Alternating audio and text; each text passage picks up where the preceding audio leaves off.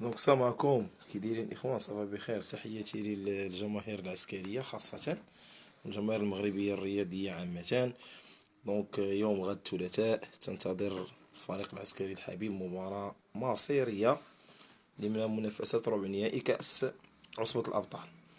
دونك بخصوص المباراه ديال الالي، كما شفتوا فالفريق البيراميدي نقدروا نقولوا غير استغل الاخطاء والهفوات. يعني ماشي شي فريق اللي هو قوي وقوي صراحه، فريق نقدروا نقولوا مستوى متوسط. عنده واحد لا ديفونس اللي هي صراحه نقدروا نستغلوها.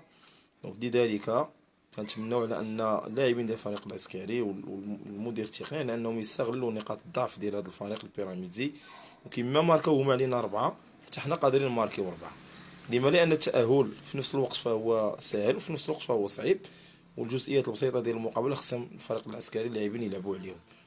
وغير هو تحيه للفريق العسكري وتحيه للجماهير العسكري، انه صراحه كنعيشوا واحد الاجواء اللي كنا كنعيشوها غير مع المنتخب الوطني المغربي، الا وهي تنتظروا المقابله بفارغ الصبر وشويه الخلعه وشويه ديال الاعصاب. هادشي كنا كنعيشوه غير مع المنتخب صراحه، في ايام فاش كنا كنتأهلوا كاس افريقيا ولا كاس العالم، واش نربحوا واش هادي واش هكا.